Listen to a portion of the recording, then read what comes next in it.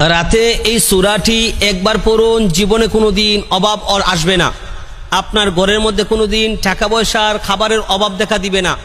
এই সূরাটা যদি একবার পড়তে পারেন, পৃথিবীতে বহু মানুষ আছে অনেক কষ্ট করে দিনরাত অতিবাহিত করছেন, নিজের পদমর্যাদার কারণে, সম্মানের কারণে কাউকে বলতে পারছেন না যে আমার কষ্ট হচ্ছে, খাবারের সমস্যা, অভাব আছে, এটা বলতে পারছেন না মানুষকে। যারা গরিব আছেন, যারা ভিক্ষুক, যারা সাইল, তারা তো মানুষের কাছে হাত পেতে কোনো সুরত চলে যাচ্ছেন। কিন্তু পৃথিবীতে মধ্যবিত্ত যারা আছেন তারা খুব কষ্টে আছেন, কারো কাছে বলতে পারছেন না, আবার কষ্টে দিন কাটতেছে। অনেক মানুষ আছেন যে যারা অনেক কষ্টে দিন কাটাইতেছেন, সম্মানের খাতিরে কেউ কাছে বলতেছেন না, ফ্যামিলির স্ট্যাটাস ভালো, মান মর্যাদা আছে, কার কাছে বলবেন, লজ্জা লাগে। আল্লাহ জানেন তাদের কি অবস্থা। বর্তমান দুর্যোগে, সারা বিশ্বের দুর্যোগের মধ্যে এমন বহু মধ্যবিত্ত আছেন, তিন বেলা ঠিক মতো খাইতে পারেন না। আসলে আমরা যখনই বিপদে পড়ি, অভাবে পড়ি, আমাদের নিয়ম হলো আল্লাহর দিকে মুতাওয়াজ্জা হব, আল্লাহর দিকে মুখাফিকি হব। রাসূলুল্লাহ সাল্লাল্লাহু আলাইহি সাল্লাম বলেছেন, তিরমিজি শরীফের হাদিস, হাদিসটা সহিহ, ওয়া ইযা সাআলতা ফাসআলিল্লাহ ওয়া ইযা ইসতাআনতা ফাসতাইন বিল্লাহ। যখন তোমরা কোনো কিছু চাবে আল্লাহর কাছে চাবে, যখন তোমরা সাহায্য চাও আল্লাহর কাছে চাও। তো আমরা আমাদের শান্তির কালেমা, মুক্তির কালিমা পড়েছি ঠিক, আমরা ঈমান এনেছি ঠিক, কিন্তু আমাদের ঈমানের উপর পুরো আস্থা নাই। আমাদের আমলগুলো নড়বড় হয়ে গেছে, আমাদের ঈমানটা দুর্বল হয়ে গেছে, যার কারণে আমরা যে কোনো বিষয়ে আল্লাহর কাছে চাইতে পারি না। আমরা এই ধরনের মন মানসিকতা তৈরি হয় না।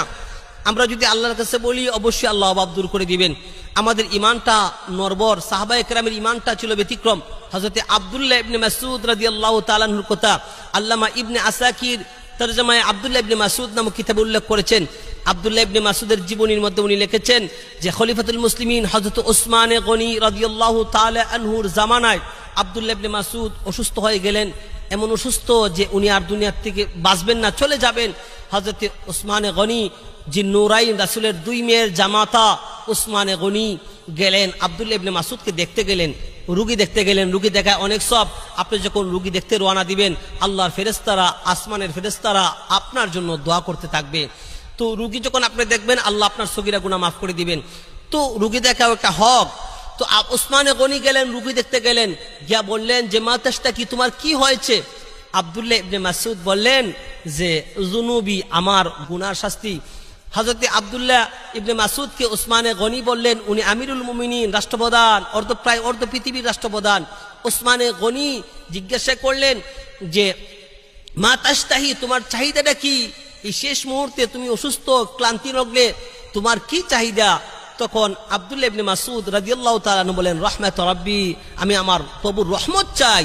তো হযরত ওসমানে গনি বললেন যে আলা আমুরু লাকা বিতাবিবিন, আমি কি কোনো ডাক্তার দেখাবো, তোমাকে কোনো কবিরাজ দেখাবো? হযরত আব্দুল্লাহ ইবনে মাসউদ রাদিয়াল্লাহু তাআলা আনহু বললেন, আত-তাবিবু আমরাদানি, ডাক্তারই তো আমাকে অসুস্থ দিয়েছেন, বেমার দিয়েছেন। তখন ওসমান গনি বললেন যে আলা আমুরু লাকা বিআতাইন, আমি কি কোনো হাদিয়া দিব, কোনো কিছু তোমার জন্য বাইতুল মালে বরাদ্দ রাখবো?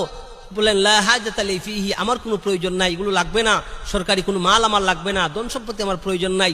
তখন ওসমানে গনি বললেন, আপনার পরবর্তীতে আপনার মেয়েদের কাজে আসবে। হযরত আব্দুল্লাহ ইবনে মাসউদ বললেন যে না, কাদ উমিরতু বানাতি, আমি আমার মেয়েদেরকে আদেশ করে দিয়েছি তারা যেন প্রত্যেক দিন রাতে সূরা ওয়াকিয়া পড়ে। কারণ রাসূল বলেছেন, মান ক্বারা সূরাতাল ওয়াকিয়া ফি কুল্লি লাইলা লাম তুসিবু ফাকাতুন আবাদা। রাসূল বলেছেন, যারা প্রত্যেক রাত্রিতে সূরা ওয়াকিয়া পড়ে তাদের জীবনে কোনোদিন অভাব দেখা দিবে না।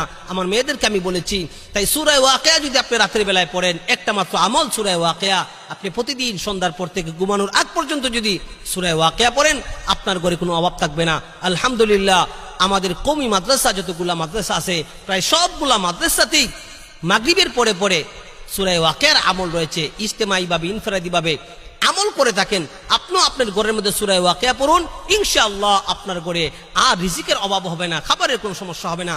আল্লাহ কুদরতি ভাবে খাবারের ব্যবস্থা করে দিবেন। আল্লাহ আমাদেরকে আমল করার তৌফিক দান করুন।